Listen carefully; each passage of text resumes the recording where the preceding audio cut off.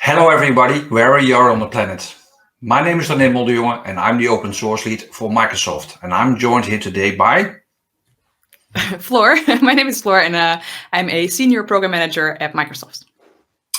It's not only the two of us, we're also joined by our colleagues from GitHub. Juanjo and Sasha will be joining us after our section. But let's start, we have a lot of things to cover.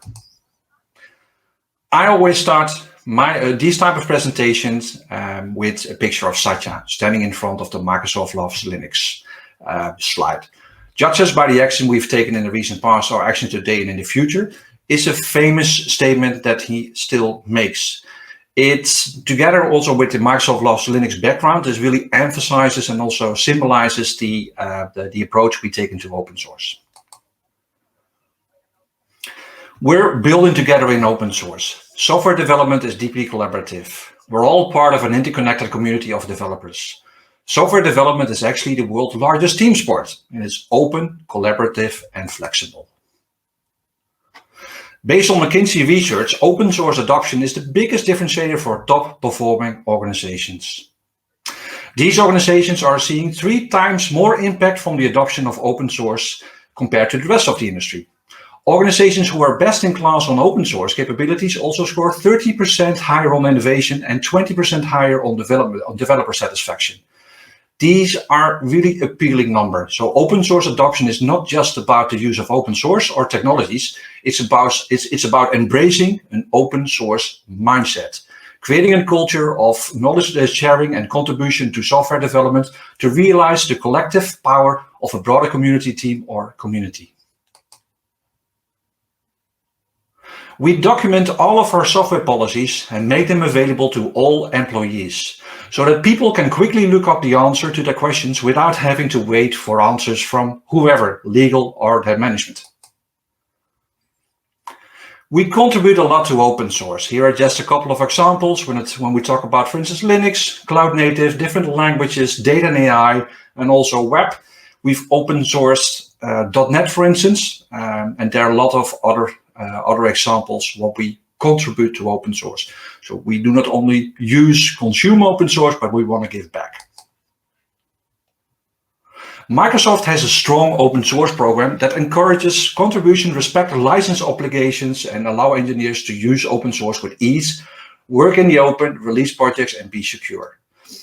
If we take a look at the numbers and also the number of people working on open source, there are approximately 30,000 people, which I think is already quite astonishing that so many people are embracing this all the open source components and also contribute back. And our customers are also consuming open source. The way I always explain the relevance of open source, it's not about us, it's not about you, it's also about our customers wanting to leverage open source technologies on our platform. And here are some of the logos that are already embracing open source components like Linux, open source databases, Kubernetes, and all other relevant open source technologies.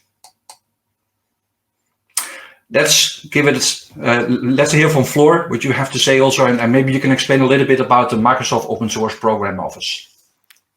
Yeah, absolutely, René.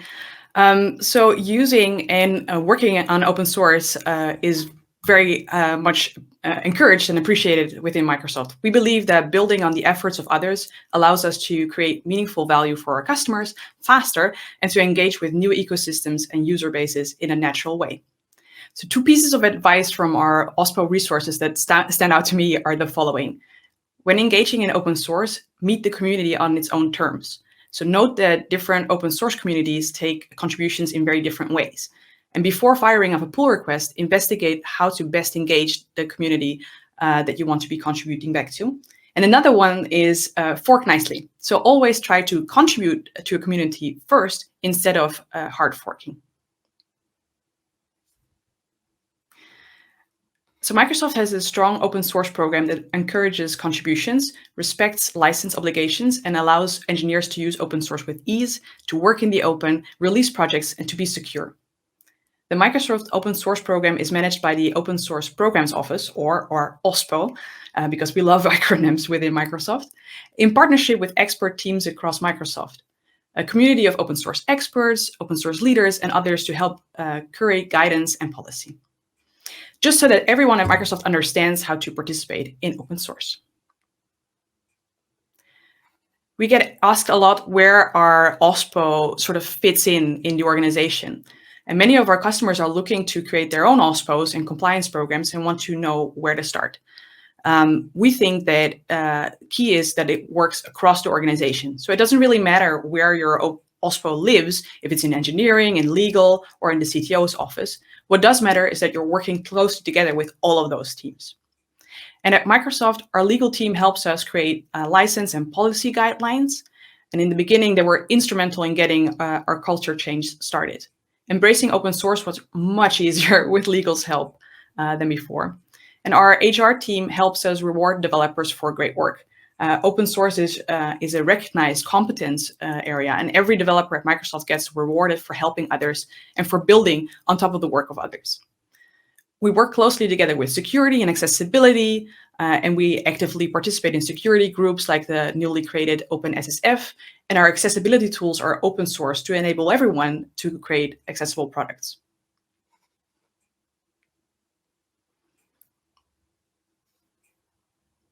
So Microsoft is proud to participate, partner, and sponsor many amazing initiatives to better the open source ecosystem. Whether an official contribution as part of a team's business goals, or an after-hours projects in robotics and hackathons, or contributions to nonprofits and communities, you'll find a Microsoft team there, guaranteed. In fact, we just hired the amazing Nell Shamrell Harrington, who was a former Chef Mozilla employee, to work as a senior software developer on the OSI's, the Open Source Initiative project, Clearly Defined. And Clearly Defined aims to provide clarity around licenses and security vulnerabilities. And Emma Irwin, hired just as recently, leads the Fuzz Fund initiative. That's our free and open source software fund, and it's a way for employees to collectively select open source projects to receive $10,000 sponsorship awards throughout the year. To help drive an open contribution culture across Microsoft, employees are eligible to select and to nominate and vote for projects for the fund when they participate in projects that are not governed by Microsoft. And also where there's no one in the project that works at Microsoft, in at least the core contributors or maintainer group. ESLint and Rust Analyzer and Image Sharp were previously selected and awarded the 10K, and we're today in the process of nominating projects for the 4th installment. I also want to call out a joint effort with Google and their OSPO that I was personally involved in.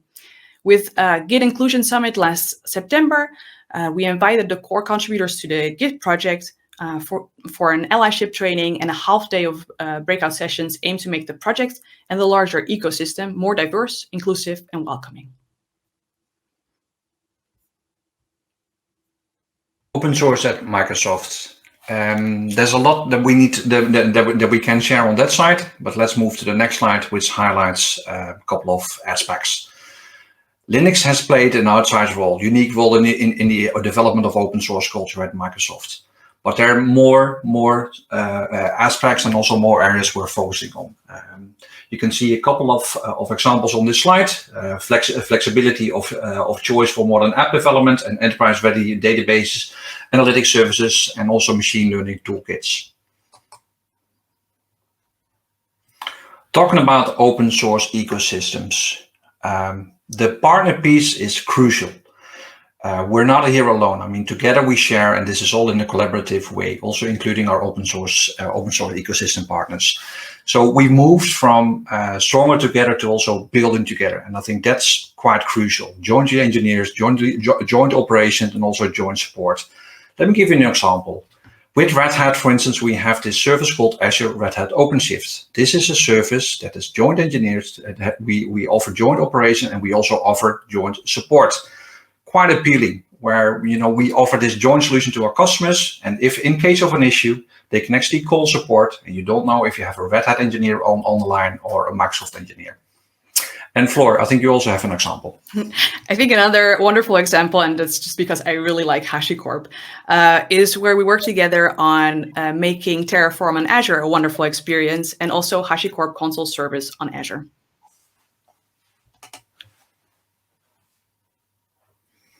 Well, that actually is my part, isn't it, René? Go ahead. I went a little bit wild there with the back office. So open source software is changing the world of software development. It's not the same as it was even as 1 or 2 years ago. Not a single person or team can make the progress that we can all make together. Currently, 96% of deployed applications have open source software in them. Open source within your code base is growing as well. And it's because every new application you build today starts with open source at the basis. In fact, those new applications are made up from 80 to 90% open source software. And the other 10 to 20% is where the most innovative companies are investing their time and resources. And they can now because the base is open source. And so they can just focus on their core competencies and win their markets. And whether you know it or not, you're probably already using it, and you need to use it to keep up with the pace of the market. And relying on a project that is maintained by a single person, which is quite often the case, it also means that you're relying on that person's health and bandwidth. So we also, as participants in the ecosystem, have a responsibility to work on the sustainability of open source as well. But that's maybe content for a whole different talk.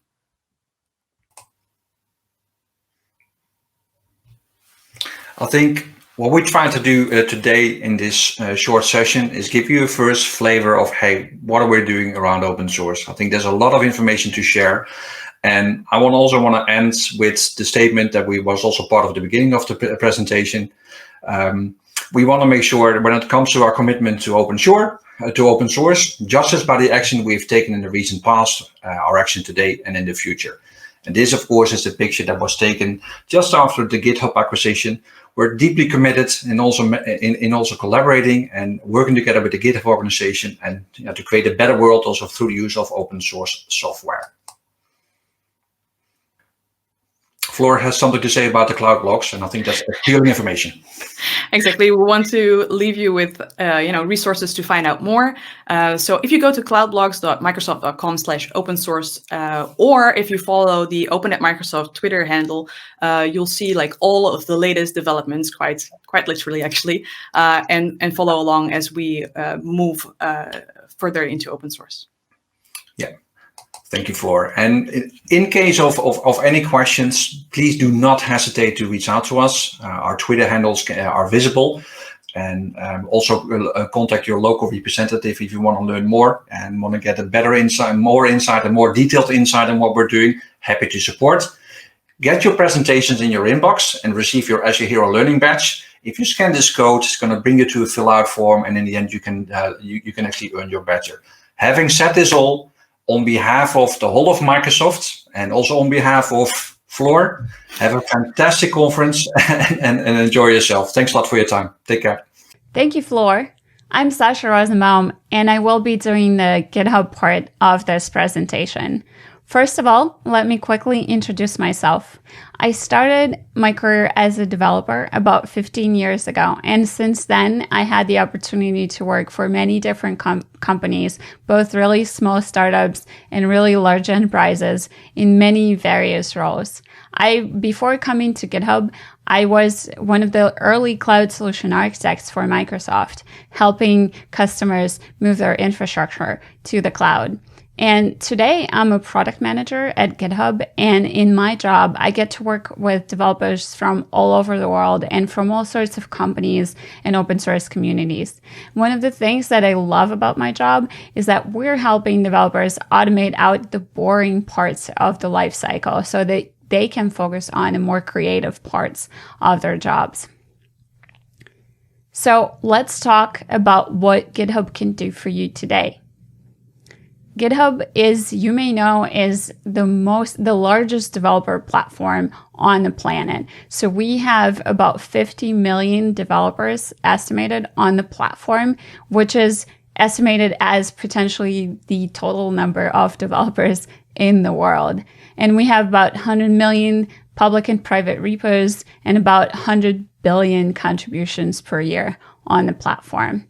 We have both top open source projects. Many of them are hosted on GitHub. So the big names like Kubernetes and Docker and TensorFlow that you can think of are all hosted on GitHub. And as you may know, NPM is now part of the GitHub family. And we have some of the largest unicorns in the world also hosted on GitHub, right? So companies like Uber or Netflix are hosting their code on GitHub. We also have one of the largest DevOps ecosystems of partners in the world. And we also have some of the world's leading enterprises, such as biggest companies or governments or, banks and financial institutions and such on GitHub platform.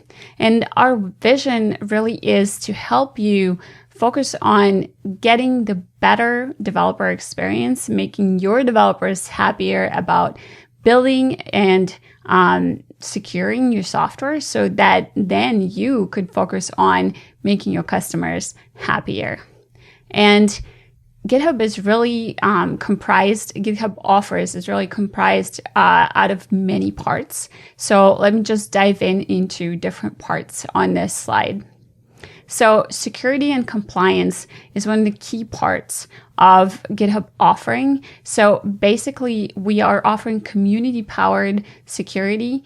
And just like everything else that's offered by GitHub, we have the community in mind first, right? So with CodeQL, we are now offering static code analysis on GitHub platform. It's offered for free to open source projects, and enterprises can get that as part of advanced security. And it can run on every single pull request that you submit. Basically, you can add a security researcher to review every single pull request that you submit. And so basically it's like adding additional security researchers to your team, but it is pretty seamless to you. And we focus on making that developer experience as good and as seamless as it could possibly be.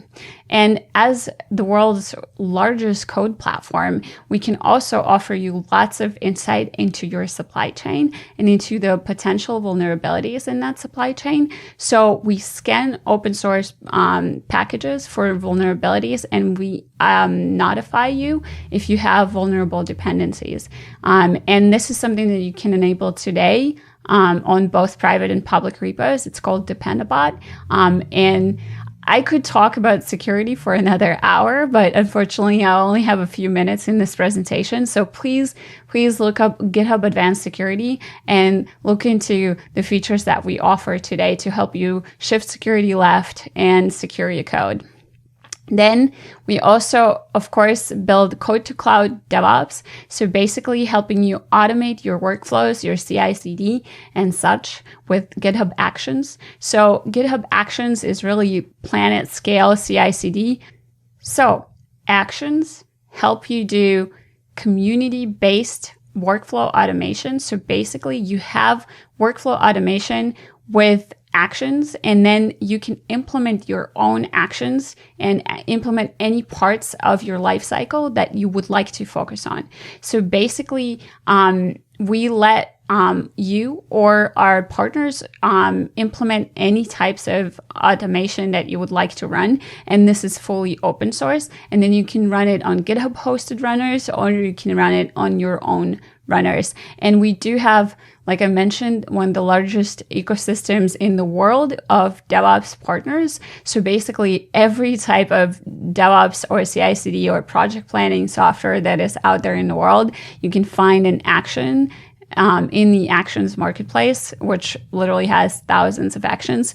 So again, I could talk for another hour about this, but please look up GitHub Actions to find out more about Code to Cloud DevOps with GitHub.